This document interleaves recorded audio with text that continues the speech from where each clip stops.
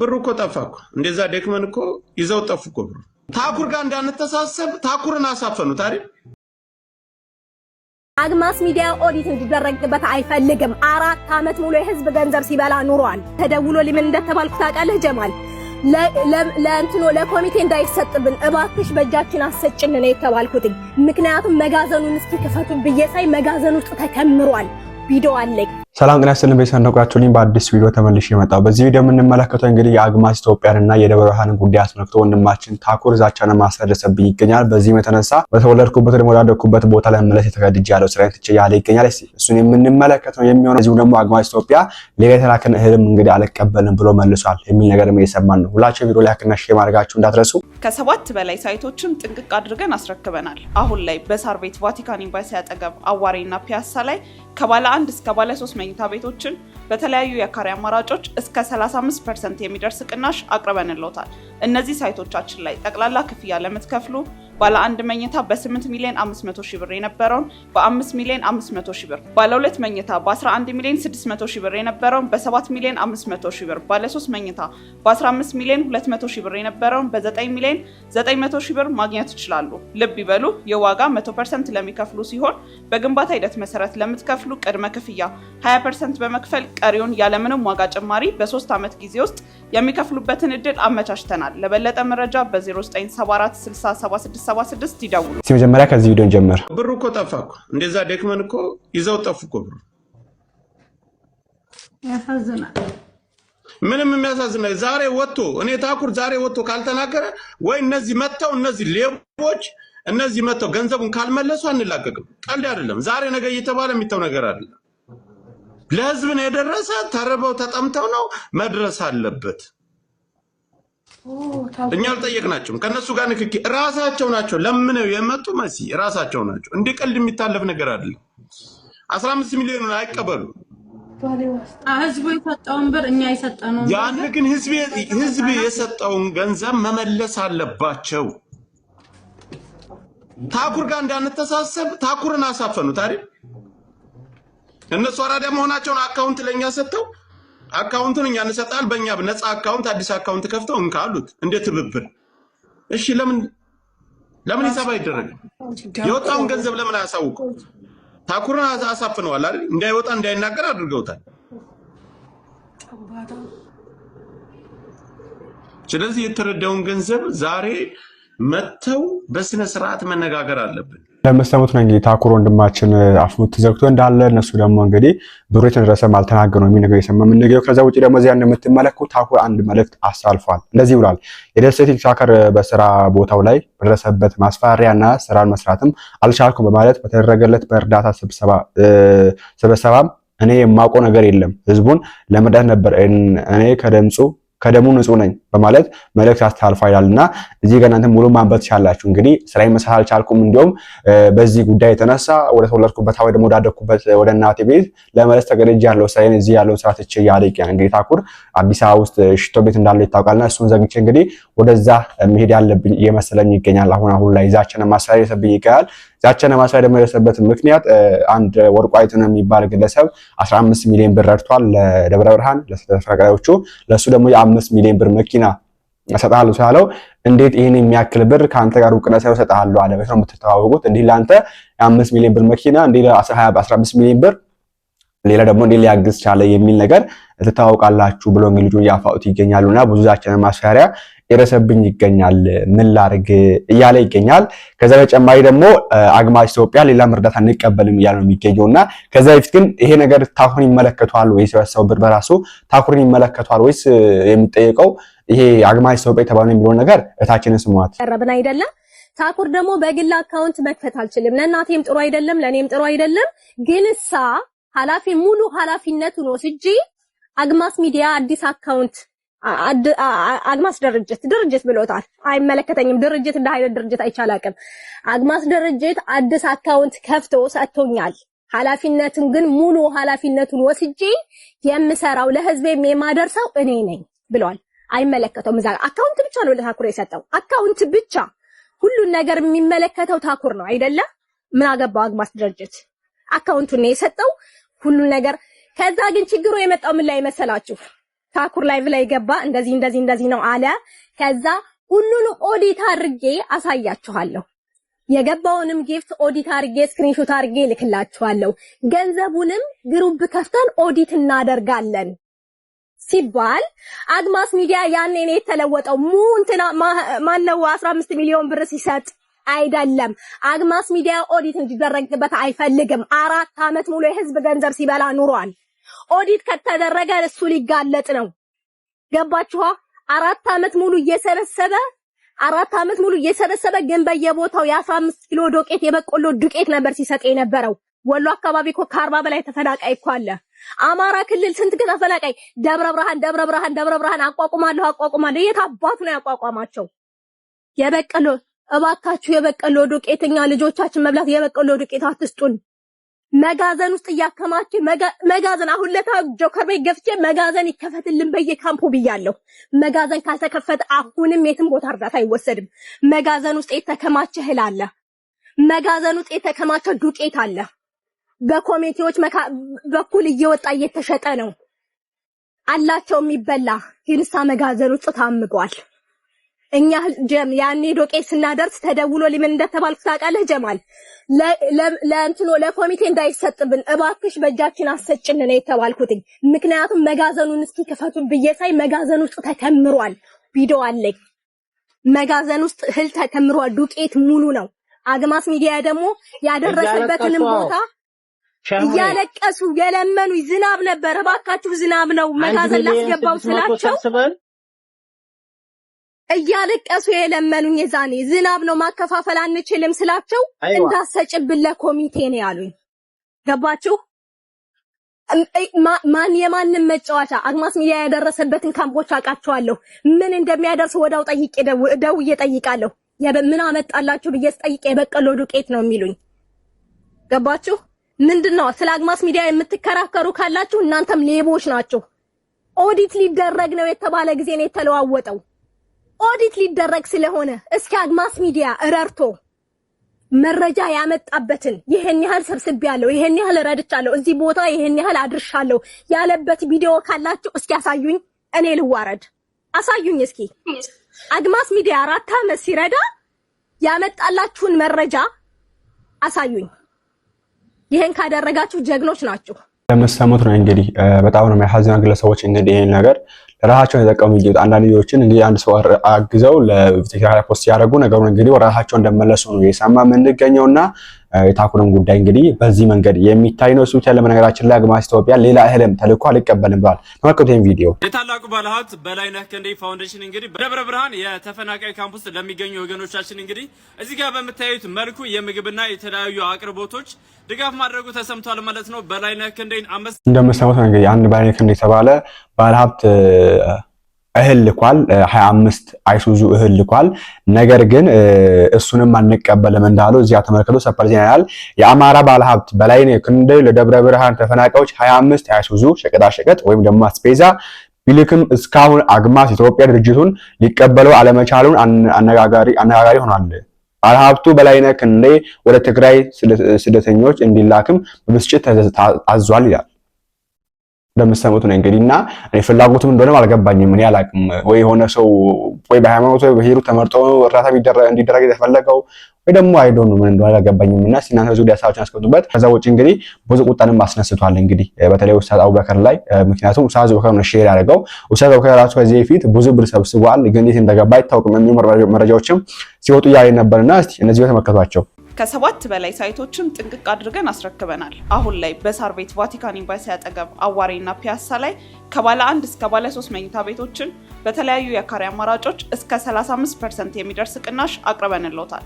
እነዚህ ሳይቶቻችን ላይ ጠቅላላ ክፍያ ለምትከፍሉ ባለ 1 መኝታ በ8 ሚሊዮን 500 ሺህ ብር የነበረውን በ5 ሚሊዮን 500 ሺህ ብር፣ ባለ 2 መኝታ በ11 ሚሊዮን 600 ሺህ ብር የነበረውን በ7 ሚሊዮን 500 ሺህ ብር፣ ባለ 3 መኝታ በ15 ሚሊዮን 200 ሺህ ብር የነበረውን በ9 ሚሊዮን 900 ሺህ ብር ማግኘት ይችላሉ። ልብ ይበሉ፣ የዋጋ 100% ለሚከፍሉ ሲሆን በግንባታ ሂደት መሰረት ለምትከፍሉ ቅድመ ክፍያ 20% በመክፈል ቀሪውን ያለምንም ዋጋ ጭማሪ በ3 ዓመት ጊዜ ውስጥ የሚከፍሉበትን እድል አመቻችተናል። ለበለጠ መረጃ በ0974 607676 ይደውሉ።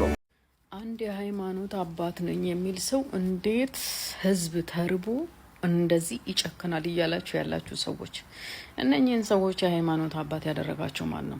እነኚህን ሰዎች እኮ የፖለቲካ መሪዎች እንጂ የሃይማኖት አባቶች አይደሉም። እናንተ ናችሁ በግድ የሃይማኖት አባት ካልሆናችሁ ብላችሁ ድርቅ እያላችሁ ያላችሁት። ገባችሁ አይደለ? ለዚህም ነው እኛ ህዝበ ሙስሊሙ የራሳችን መጅሊስ ያስፈልገናል፣ በውሃብያ መጅሊስ አንመራም፣ በእነኚህ አረመኔ ጨካኞች አንመራም እያልን ያለ ነው። ለዚህም ነው አሁን ወቅቱ የደረሰ ይመስለኛል። ሁላችሁም ነቅታችሁ ይሄን ሚዲያ ልትጠቀሙበት ይገባል። ውሃብያ የራሱ ኪስ አይጉደልበት፣ የራሱ አይራበው እንጂ የኢትዮጵያ ህዝብ ፍግም ብሎ ቢያልቅ ጉዳዩ አይደለም። ገባችሁ አይደለ? እነሱ አላማቸው መስጊዶችን ማፍረስ፣ ዑለሞችን ማሰቃየት። ለምንድን ነው እንደዛ የሚያደርጉ ይመስላችኋል? የራሳቸውን ጥቅም እያስኬዱ እኮ ነው። ስለ ወገናቸው ምንም የሚያገባቸውና የሚቆረቆሩት ነገር የለም። ነገር ግን ሙስሊም ሲባል ጣታቸው የሚቀሰረው ወደ ህዝበ ሙስሊሙ ነው፣ ምንም የማያውቀው ሙስሊም ላይ ማለት ነው። ህዝብ በለገሰው ገንዘብ ወገን እዚህ ጋር ተርቦ እነሱ ይሳለቃሉ፣ ፖለቲካ አድርገውት ማለት ነው። ረሃብ ጊዜ ይሰጣል።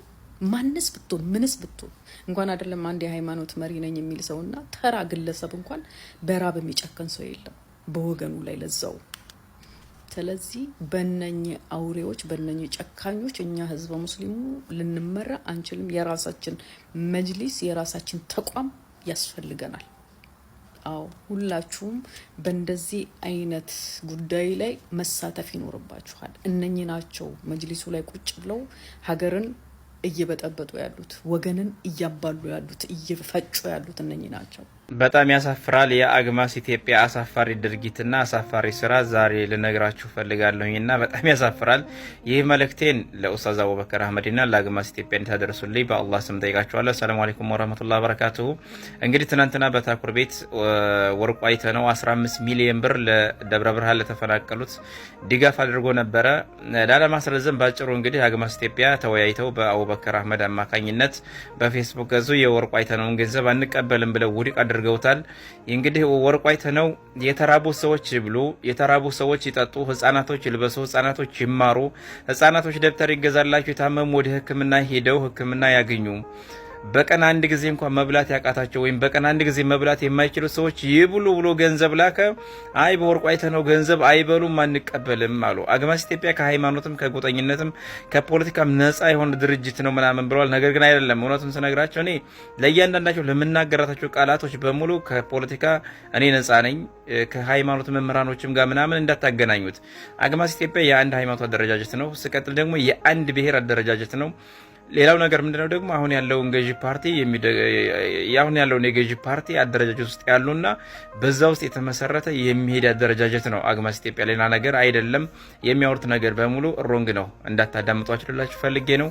ስለዚህ ምንድነው ወርቁ አይተነው ፖለቲከኛ አይደለም፣ የራሱ ታጣቂ ድርጅት የለውም። ምናልባትም የፋኖ ድርጅት ፋኖን ይደግፋል ምናምን በሚል ወደ ተባሯል ከሀገር። ይሄ ሰውዬ የቢራ ፋብሪካ እንኳን የለውም። በራሱ ገንዘብ ወርቁ አይተነው ፋውንዴሽን በዛ አሰባስቦ ያለውትንም ገንዘብ ለተፈናቀሉት ሰዎች አገዘ፣ ረዳ። አንቀበልም። ለምን? አሁን ያለው ገዢ አንተን ስለማይወድህ፣ አንተ ደግሞ አሁን ያለውን ገዢ ስለማትወደው ያንተን ገንዘብ ሰጥተነ እነዚህ ህፃናቶች ከሚወጡ ቢሞቱ ይሻላል ነው። ሌላ ነገር አይደለም። አላህን ፍሩ። በእውነት እስኪ ልጅ ያላችሁ ሰዎች ለአላህ ብላችሁ ፍረዱ። ሰዎችን ስትወዱ ለአላህ ብላችሁ ውደዱ።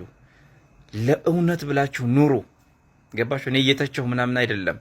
ኡስታዝ አቡበከር አህመድ እስኪ ወርቁ አይተነው ከሰጠው 15 ሚሊዮን ብር 7 ሚሊዮን ብር ድጋፍ አድርግ። ኢትዮጵያ ውስጥ ነጋዴውና ባለሀብቱ በብዛት በፐርሰንት ከመቶ 70% ባለሀብቱ ሙስሊሞች ናቸው። ነጋዴውም ሙስሊም ነው። ማሻአላህ በጣም ደስ የሚል ነው። በረካላህ ይስጣችሁ። ነገር ግን ደብረ ብርሃን ለተፈናቀሉ ሰዎች ምን አድርጋችኋል? ዜሮ። ገባችሁ? ስለዚህ መንግስትን ለማስደሰት የሱን ገንዘብ አንቀበልም። ያሳፍራል። እነዚህ ህፃናት ልጆች ያንተ ልጆች ቢሆኑ ሰው አቡበከር አህመድ ምን ትላለህ? ብዙ ነገር የምታቀረክ ብዙ ነገር አስተምረህናል። በዚህ ልክ ግን በጣም ያሳፍራል። በጣም ነው የሚያሳፍረው። ሰዎችን ለመርዳት ብሔር አይጠየቅም፣ ሃይማኖት አይጠየቅም፣ ፖለቲከኛ ምናምን አይጠየቅም። ሰው ባለው ነገር አግዞ ያን ገንዘብ ለተቸገሩ ሰዎች መስጠት የሰው ልጅ ግዴታው ነው። እንደ ሰው እንሰብ። ስለዚህ በጣም ያሳፍራል። እንደኔ ያለሁኝ በጣም። ሰላም የተወደዳችሁ ቤተሰቦቼ እንደምንላችኋል። አንድ ዜና እየሰማን ነው። እውነት ከሆነ ከአይምሮ በላይ ይሆንብኛል። ዜናው ምን የሚል ነው? አቶ ወርቁ አይተነው የለገሰውን 15 ሚሊዮን ብር አንቀበልም አለ አግማስ። ፌስቡክ ላይ ሲመላለስ ነው ያየሁትና ምክንያቱ ደግሞ ፖለቲካዊ ነው የሚል ነው። እኔ ከአይምሮ በላይ ነው የሆነብኝ ማለት እውነት ከሆነ ማለት ነው። እኔ መሰራዊ ንጆ ውስጥ ነው የተለያዩ ኢኒሼቲቮች አሉ። አንድም አዛውንት መራብ የለበትም የሚል ኢኒሼቲቭ አለን። ከዛ በኋላ አንድም ወጣት እድል ማጣት የለበትም የሚል ኢኒሼቲቭ አለን። አንድም ህፃን ከለላ ማጣት የለበትም የሚል ኢኒሼቲቭ አለን እና በተቻለን አቅም ስራ እንሰራለን። ከሰዎች ብር እየሰበሰብን የ100 ብር ፕሮጀክት የምትላለችን ያችን የ100 ብር ፕሮጀክት አባል ሲሆን ሰው 100 ብር እየከፈለ በወር በጣም ኢፌክቲቭሊ እንጠቀማለን። የሚገርማችሁ ማን ፖለቲከኛ ነው ማን ሃይማኖተኛ ነው ምናምን አንልም። አላማችን ኢትዮጵያ ውስጥ አንድም የሚራብ አዛውንት እንዳይፈጠር ማድረግ ነው። 5 ዓመት ስትራቴጂክ ፕላን ቀርጸን በጣም ነው የምንሰራው። 15 ሚሊዮን ብር በጣም ብዙ ነው። ምን ያህል ህይወት እንደሚያድን እናውቀዋለን። 15 ሚሊዮን ታውት 15 ሺህ ብርና 150 ሺህ ብር ምን ያህል ብዙ እንደሆነ እኛ እንረዳለን። ምክንያቱም ሰዎች መቸገር የለባቸውም ብለን ነው የተነሳ ነው። በተለይ ኤኒዌይስ የኔን ስራ ፕሮሞት ማድረግ ሀሳብ ስለሌለኝ እንተው፣ ጊዜው ሲደርስ በስፋት እንመጣበታለን። እንትን ትሉኛላችሁ። ይሄ ድርጅት አግማስ የሚባለው የእውነት አልቀበልም ካለ በረሃብ ምክንያት በሚሞቱት ሰዎች ላይ ወንጀል ነው የሰራው። መጠየቅ ያለበት መንግስት ነው። ወርቁ አይተነው የፈለገውን ፖለቲካዊ ስራ አይመለከተው። እንደ አንድ ዜጋ ወገኖቼ ተራቡ ብሎ የሰጠውን 15 ሚሊዮን ብር አልቀበልም ማለት ምን አይነት እንትን ነው? ብስለት ነው። እኔ የፖለቲካ ማሽቃበጥም አልለውም፣ ኢማቹሪቲ ነው። ባኮትን አቶ ወርቁ አይተነው ለኔ ብሩን ይስጦኝ። በእውነት በጣም ብዙ ሰዎች ያድንበታል። እኔ ፈልገዋለሁ። ምንም በቃ ለምሰራበት ድርጅት ያለ ደሞዝ ነው የማገለግለው። ደሞዝ ተከፍሎኝ አይደለም የማገለግለው። ማለት የምሰራውን ስራ ትቼ የሚራቡ ሰዎችን ለማብላት ነው የምሰራው። 15 ሚሊዮን ብር ምን ያህል ስራ እንደሚሰራ እኔ ያውቃለሁ። 15 ሚሊዮን ብር ምን ያህል የሚሞቱ ሰዎችን እንደሚያድን ለስንት ሰዎች ተስፋ እንደሚሆን አውቃለሁ። እባካችሁ ስታሽቃብጡ በልክ አድርጉት። ብልጽግናም አይከለክልም። ከወርቁ አይተነው ተቀብላችሁ ሰዎች አታብሉ አይደል? የጦር መሳሪያ ግዙበት አልተባላችሁ። ብሩን ለእናንተ ነው የሚሰጣችሁ አይደል? ያንን ብር ወስዳችሁ ለድሃ ማብላት ምን ፖለቲካ ያሰኘዋል? ወይስ የተደበቀ የምትሰሩት ፖለቲካ አለ? እኔ መንግስት በደንብ ነገር እየሆነ እንዲመለከተው በደንብ እንዲያየው። ሰውና አብላ እኮ ነው የተባለው። ሊትራሊ በረሃብ እየሞተ ያለ ሰውና አብላ። 15 ሚሊዮን ብር ሲሰጥ አልቀበልም ፖለቲካ ነው ማለት ፖለቲካ ነው ራሱ። በሰዎች ህይወት የመቀለድ ፖለቲካ። 15 ሚሊዮን ብር ብዙ ወገኖቻችንን ያድን ነበር። ይሄ ነውር ነው። አግማስ የሰራው እውነት ከሆነ በጣም ነውር ነው። ህዝብን ይቅርታ ጠይቆ በተለይ የደብረ ብርሃንን የና ሌሎች የተራቡ ሰዎችን ይቅርታ ጠይቆ ብሩን መቀበል አለበት። በእርግጠኝነት የምነግራችሁ ክቡር ዶክተር አብይ አህመድ ይህን ሲሰሙ ይስቃሉ።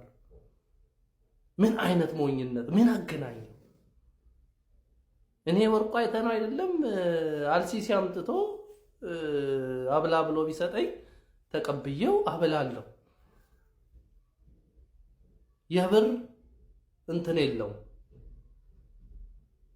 የተበላሸ ሞቲቭ ነው ያለው እና ይሄ አግማስ የሚባል ድርጅት በጣም አሳዝኖኛል። እኔን በግሌ አይ ቲንክ ብዙዎችን ያሳዘነ ይመስለኛል። መንግስትም አይዞህ አልጠይቅህም፣ ይሄን ያህል አታሽቃብጥ፣ የተራበው ሰው ነው። ፖለቲካና ረሃብ አይገናኙም። ማንም ይስጥ ምንም አይነት አመለካከት ይኖረው መንግስት ላይ። በነገራችን ላይ እርዳታውን ከሰጡት ሰዎች መካከል ከ90% በላይ የመንግስት ተቃዋሚ ሊሆኑ ይችላሉ። ለነሱን ሁሉ አልቀበልም ልትል ምን አይነት ድንቁርና ነው? የተወደዳችሁ እኔ ፖለቲካ አልወድም፣ የትኛውም ፖለቲካ አልቀበልም። ኢትዮጵያ ውስጥ ያለ በተለየ ዘር ፖለቲካ ያስጠላኛል። ግን ብሩን አምጡና ለኔ ስጡት። ኢትዮጵያ ውስጥ አዲስ አበባ ውስጥ አዳማ ምናምን በጣም ብዙ የሚያሳዝኑ የሚራቡ ሰዎች አሉ። ለነሱ እናበላበታለን። እግዚአብሔር ብሎልን ደብረ ብርሃን መድረስ ባንችል እና በጣም የሚያሳፍር ነው። በጣም የሚያሳፍር ነው። አግማስ ይቅርታ ጠይቀ ተቀበል። በተረፈ አልቀበልም ካላችሁ ለኔ አምጡና ስጡ። እኔ እጠቀምበታለሁ። እኔ ፖለቲካ አላውቅም። በፈለግ ፋኖን ብትፈልግ ቄሮህን ብትፈልግ ምን ሆን ሰው ቆንቅና የሰው ረሃብ ግድ ብሎ ብር ከሰጠ አሜን ብዬ እግዚአብሔር ያክበር እግዚአብሔር ይባርክ ብዬ ነው የምቀበል። ምንም ፕራይም ሚኒስቴሩ አምጥተው ብር ቢሰጡኝ እግዚአብሔር ይባርኮት ብዬ እቀበላለሁ። ጃልማሮ አምጥቶ ብር ቢሰጠኝ እግዚአብሔር ይባርክህ ብዬ እቀበላለሁ። የፈለገ አይነት የፖለቲካ አመለካከት ቢኖርህ የሰው ኮምፖነንት አለ። ሁላችንንም አንድ የሚያደርገን ለሰው የሚያዘን ኮምፖነንት አለ። ወርቁ አይተነው ሰይጣን አይደለም። አብይን ሊቃወም ይችላል። ጃልማሮ ሰይጣን አይደለም። ጀዋር ሰይጣን አይደለም። ደብረጽዮን ሰይጣን አይደለም። የሆነ የፖለቲካ ኢንተረስት ሊኖራቸው ይችላል። ግን በግለሰብ ደረጃ ስታያቸው እነዚህም ሰዎች ናቸው። የሰው ረሃብ የሰው ሞት ይጨንቃቸዋል። ማንም ይስጥ መቀበል ነበረባቸው። ኤኒዌይስ ቪዲዮአችን ይመስላል። አይሆፕ አዲስ መረጃ እንዳገኛችሁበትና ጥቅም እንደወሰዳችሁበት ማለት ተራጠረ። በቀጣዩ እንመለሳለን። ቸርቀውልኝ ከ7 በላይ ሳይቶችን ጥንቅቅ አድርገን አስረክበናል። አሁን ላይ በሳር ቤት ቫቲካን ኤምባሲ አጠገብ አዋሬና ፒያሳ ላይ ከባለ 1 እስከ ባለ 3 መኝታ ቤቶችን በተለያዩ የካሬ አማራጮች እስከ 35% የሚደርስ ቅናሽ አቅርበንልዎታል። እነዚህ ሳይቶቻችን ላይ ጠቅላላ ክፍያ ለምትከፍሉ ባለ 1 መኝታ በ8 ሚሊዮን 500 ሺህ ብር የነበረውን በ5 ሚሊዮን 500 ሺህ ብር፣ ባለ 2 መኝታ በ11 ሚሊዮን 600 ሺህ ብር የነበረውን በ7 ሚሊዮን 500 ሺህ ብር፣ ባለ 3 መኝታ በ15 ሚሊዮን 200 ሺህ ብር የነበረውን በ9 ሚሊዮን 900 ሺህ ብር ማግኘት ይችላሉ። ልብ ይበሉ፣ የዋጋ 100% ለሚከፍሉ ሲሆን በግንባታ ሂደት መሰረት ለምትከፍሉ ቅድመ ክፍያ 20% በመክፈል ቀሪውን ያለምንም ዋጋ ጭማሪ በ3 ዓመት ጊዜ ውስጥ የሚከፍሉበትን እድል አመቻችተናል። ለበለጠ መረጃ በ0974 607676 ይደውሉ።